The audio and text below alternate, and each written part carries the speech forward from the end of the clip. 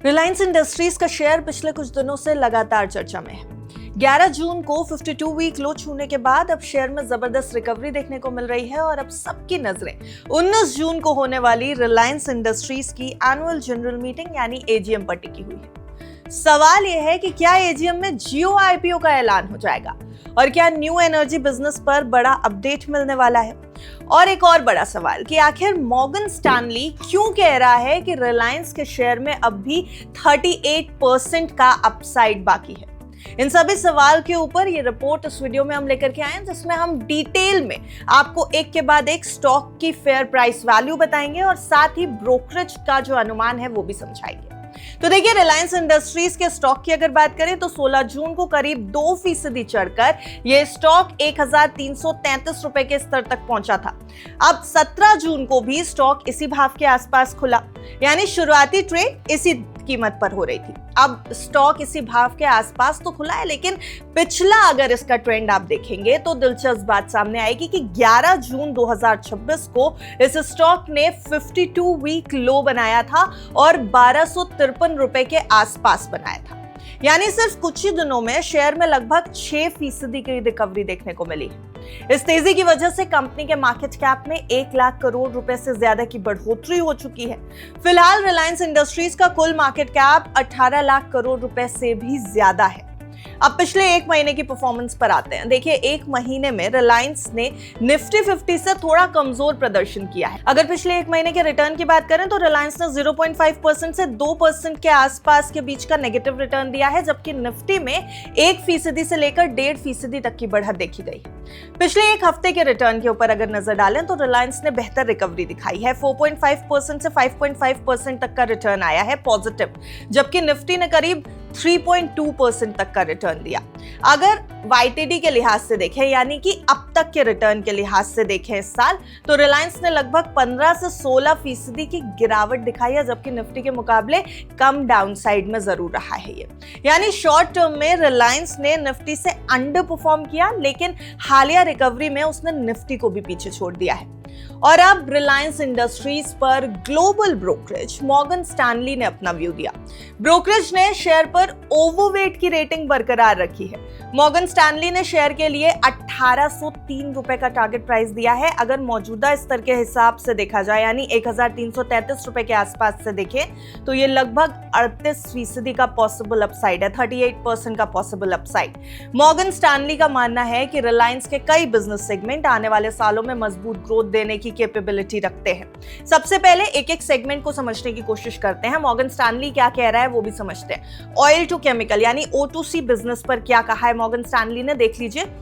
MS का कहना है कि दुनिया भर में एनर्जी सिक्योरिटी पॉलिसीज और रिफाइनिंग मार्केट्स में टाइट सप्लाई के सिचुएशन के कारण रिफाइनिंग मार्जिन्स लंबे समय तक मजबूत रह सकते हैं।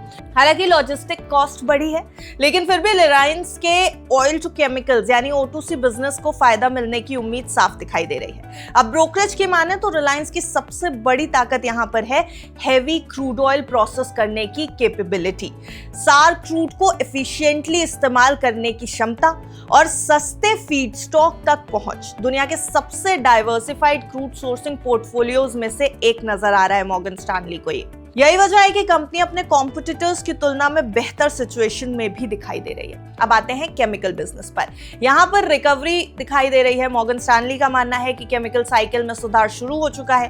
कंपनी को अमेरिका से मिलने वाले इथेन फीडस्टॉक और कैप्टिव नेप्था जैसे फायदे मिल रहे हैं। ब्रोकरेज के मुताबिक इससे रिलायंस की अर्निंग्स में इस वित्त वर्ष यानी कि FY27 के दौरान लगभग 6 से 8% तक की एक्स्ट्रा बढ़ोतरी हो सकती है। न्यू एनर्जी बिजनेस पर बड़ा दांव कंपनी लगा सकती है, एमएस का यह दावा है। रिलायंस पिछले कुछ सालों से न्यू एनर्जी सेक्टर में बड़े निवेश कर भी रही है। अब मॉर्गन स्टैनली का यह कहना है कि मोनेटाइजेशन 4.0 अब शुरू हो चुका है। अब इसमें शामिल क्या क्या है ये भी समझिएगा। Solar module manufacturing, solar cell manufacturing, energy storage manufacturing. जैसे जैसे इन प्रोजेक्ट्स का प्रोडक्शन बढ़ेगा, रिलायंस इन इन्वेस्टमेंट से कमाई शुरू कर देगी। ब्रोकरेज का मानना है कि इससे संभावित वैल्यू का बड़ा हिस्सा अभी भी शेयर की कीमत में शामिल नहीं हुआ है, यानी आगे और भी ज्यादा स्कोप है। अब आते हैं एआई बिजनेस और डेटा सेंटर स्टोरी पर। रिलायंस लगातार एआई इंफ्रास्ट्रक्चर और डेटा सेंटर इकोसिस्टम पर काम कर रही है। मॉर्गन स्टैनली ये कह रहा है कि एआई मोनेटाइजेशन अभी शो मी स्टोरी बनी हुई है, यानी निवेशक अभी ये देखना चाहते हैं कि कंपनी आर्टिफिशियल इंटेलिजेंस से असलियत में कमाई कब और कैसे शुरू करती है। हालांकि अगर आने वाले सालों में रिलायंस इस सेक्टर में सफल हो जाती है, सक्सेसफुल हो जाती है, तो ये कंपनी के लिए एक बड़ा ग्रोथ इंजन साबित हो सकता है। वैल्यूएशन पर मॉर्गन स्टैनली ने क्या कुछ कहा है ये भी समझ लीजिए। मॉर्गन स्टैनली का कहना है कि रिलायंस इंडस्ट्रीज फिलहाल 1:1x EV पर IC पर ट्रेड कर रही है। ब्रोकरेज के मुताबिक ये कंपनी अपने अलग अलग बिजनेस वर्टिकल्स के डोमेस्टिक पीयर्स की तुलना में लगभग 68% डिस्काउंट पर ट्रेड कर रही है, यानी अभी भी 68% डिस्काउंट नजर आ रहा है यहाँ पर। मॉर्गन स्टैनली ने इसकी तुलना 2018 से की है। उस समय भी रिलायंस इसी तरह डिस्काउंट वैल्यूएशन पर ट्रेड कर रही थी और उसके बाद शेयर ने शानदार आउट परफॉर्मेंस दिखाई थी। यानी यहाँ पर भी अभी फिलहाल जो शेयर एक स्टेबल जोन में है, वहां पे मॉर्गन स्टैनली की आउट परफॉर्मेंस की कॉल दिखाई दे रही है।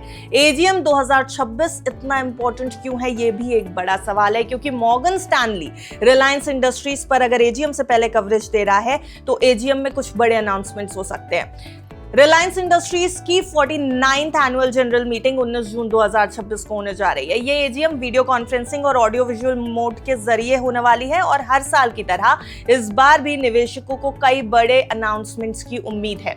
जियो प्लेटफॉर्म्स के आईपीओ को लेकर के एक बड़ी अनाउंसमेंट आ सकती है, क्योंकि सबसे बड़ा सवाल यही है कि क्या जियो प्लेटफॉर्म्स के आईपीओ को लेकर कोई भी नया इंडिकेशन इस समय मुकेश अंबानी से मिल सकता है। काफी समय से बाजार में जियो आईपीओ को लेकर चर्चा चल रही है और निवेशक एजीएम में किसी भी बड़े अपडेट का इंतजार भी कर रहे हैं। दूसरा बड़ा अपडेट रिटेल बिजनेस के एक्सपेंशन को लेकर के आ सकता है। रिलायंस रिटेल भारत का सबसे बड़ा रिटेल नेटवर्क बन चुका है, इसलिए इन्वेस्टर्स अब ये जानना चाहते हैं कि कंपनी आगे की एक्सपेंशन स्ट्रैटेजी क्या रखने वाली है।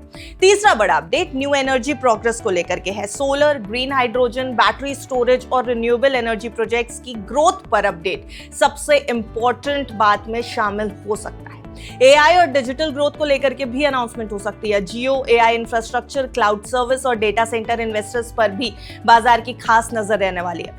तो कुल मिलाकर मॉर्गन स्टैनली का मानना है कि रिलायंस इंडस्ट्रीज के सामने कई बड़े ग्रोथ ट्रिगर्स मौजूद हैं। O2C में मजबूती, chemical recovery, new energy monetisation, AI investments और संभावित जियो आईपीओ। अब सबसे बड़ी नजर 19 जून की एजीएम पर होगी। क्या मुकेश अंबानी कोई बड़ा ऐलान करेंगे? क्या जियो आईपीओ पर नई जानकारी मिलेगी? और क्या रिलायंस फिर से इन्वेस्टर्स के लिए वेल्थ क्रिएशन मशीन साबित हो जाएगी? इन सभी सवालों के जवाब एजीएम के मंच से मिल सकते हैं, लेकिन आपको इस एजीएम से क्या एक्सपेक्टेशंस है? जियो आईपीओ का इंतजार आप कर रहे हैं या नहीं? कमेंट बॉक्स में जरूर बताइएगा।